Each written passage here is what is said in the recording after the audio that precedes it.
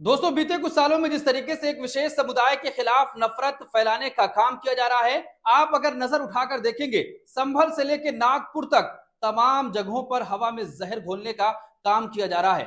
और जिस तरीके से एक विशेष समुदाय के लोगों को टारगेट किया जा रहा है, रास्ते चलते उनकी लिंचिंग हो रही है और चलती ट्रेन में किसी बुजुर्ग को दाढ़ी टोपी में देखकर उसके साथ बदतमीजी की जा रही है। अब औरंगजेब के नाम पर जिस तरीके से महाराष्ट्र में हिंसा भड़काई गई, पूरी तरीके से प्लानिंग करके जो बयानबाजी लगातार कई दिनों से जारी थी, उसका नतीजा यह निकला कि दो समुदाय आपस में लड़ पड़े।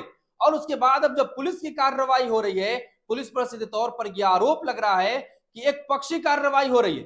जिन लोगों ने माहौल खराब करने की कोशिश की, उन पर पुलिस का कोई भी एक्शन नहीं हो रहा है। जिस तरीके से विश्व हिंदू परिषद और बजरंग दल के लोगों ने नागपुर का माहौल खराब करने की कोशिश की, लेकिन उनके ऊपर जिन लोगों ने थाने में घेराव किया और कहा कि ऐसे समाज में जो असामाजिक तत्व लोग हैं उनके ऊपर कार्रवाई होनी चाहिए, तो पुलिस ने कार्रवाई करने से सीधे तौर पर मना कर दिया।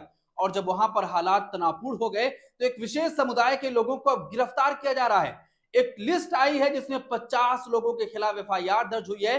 सीधे तौर पर 50 के 50 मुसलमान हैं। आप अंदाजा लगाइए कि किस तरीके से महाराष्ट्र के कई मंत्री जो लगातार नफरती बयानों का सहारा ले रहे थे, मंत्री नीतीश राणे जिस तरीके से कह रहे थे कि अगर ये तमाम चीजें नहीं होती हैं तो औरंगजेब की कब्र को यहां से खोद कर हटाया जाएगा, और जिन लोगों ने ऐसा किया है उनको बख्शा नहीं जाएगा। आप अंदाजा लगाइए कि एक मंत्री जिन्होंने संविधान की शपथ ली है, लेकिन वो एक विशेष समुदाय के लोगों के खिलाफ बयानबाजी कर रहे हैं, उसके बावजूद भी उनके ऊपर कोई भी कार्रवाई नहीं हो रही है। सुप्रीम कोर्ट का साफ आदेश है कि अगर कहीं भी हेट स्पीच होती है तो उस राज्य की पुलिस को इतना अधिकार हासिल है कि तुरंत एफआईआर दर्ज करके कार्रवाई करे, लेकिन कोई भी कार्रवाई नहीं की गई। महाराष्ट्र के मुख्यमंत्री देवेंद्र फडणवीस लगातार ऐसे बयान देते रहे, जिसके बाद वहां का माहौल और भी खराब हो गया। नागपुर जिसका इतिहास है कि 300 सालों तक वहां पर कोई भी ऐसी घटना नहीं घटी, कोई भी दंगा नहीं हुआ, दो समुदाय आपस में नहीं लड़े।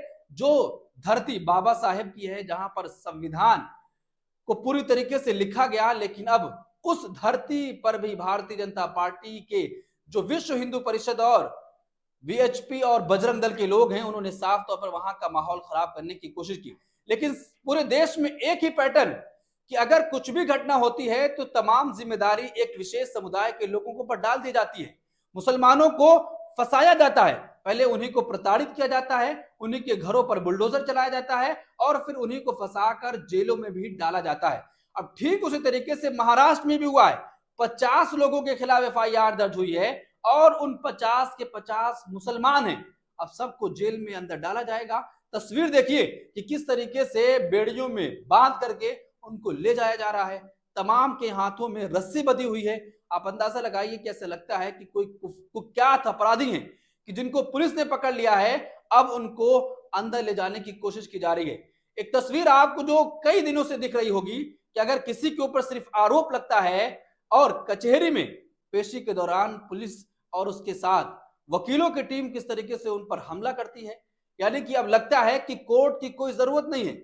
जो जज बैठे हुए हैं उनको कोर्ट में बड़े बड़े ताले लगाकर चले जाना चाहिए, क्योंकि पुलिस और वकील ही अब वो काम करते हुए दिखाई दे रहे हैं। दोस्तों, जिस तरीके से उत्तर प्रदेश चाहे हो या फिर महाराष्ट्र हो या भारतीय जनता पार्टी के तमाम जो राज्य हैं जहां पर उनकी सरकार है, ऐसे ही माहौल आपको देखने को मिल रहा है। लेकिन बड़ा सवाल है कि आखिर 11 सालों में ऐसा क्या हो गया कि एक विशेष समुदाय के लोगों को निशाना बनाया जा रहा है। दुनिया अंतरिक्ष से वापस आ जा रही है, लेकिन भारत में अभी भी मस्जिद के नीचे मंदिर ढूंढने का काम किया जा रहा है। हर मस्जिद के नीचे शिवलिंग होने का दावा किया जा रहा है। आप अंदाजा लगाइए कि भारतीय जनता पार्टी और खुद प्रधानमंत्री नरेंद्र मोदी ये कहते थे कि इस देश को 5 ट्रिलियन इकोनॉमी वाला देश बनाना है, अर्थव्यवस्था मजबूत करनी है। लेकिन आज उसकी हालत ये हो गई है कि दो समुदाय आपस में लड़ बैठे हैं। दुनिया अंतरिक्ष में जा रही है और वापस आ रही है, लेकिन आज भारत में विश्व हिंदू परिषद और बजरंग दल के लोग मस्जिद के नीचे मंदिर ढूंढने का काम कर रहे हैं, किसी की कब्र को उखाड़ रहे हैं, गड़े मुर्दे को उखाड़ा जा रहा है। आप अंदाजा लगाइए कि अपनी राजनीतिक रोटियां सेकने के लिए किसी गड़े मुर्दे को उखाड़ कर अब पूरी तरीके से माहौल बनाने की कोशिश की जा रही है। आखिर ऐसा क्या हो गया है कि एक विशेष समुदाय के ऊपर ही कार्रवाई की जाती है, अगर गलती उनकी नहीं है फिर भी उनको विलेन बनाया जाता है और उनकी गलती दिखाई जाती है। अगर कोई भी कुछ भी घटना हुई तो उनको ही सारा मास्टरमाइंड बता दिया जाता है। आखिर ऐसा क्यों हो रहा है? आपकी क्या राय? कमेंट बॉक्स अपनी राय जरूर दें।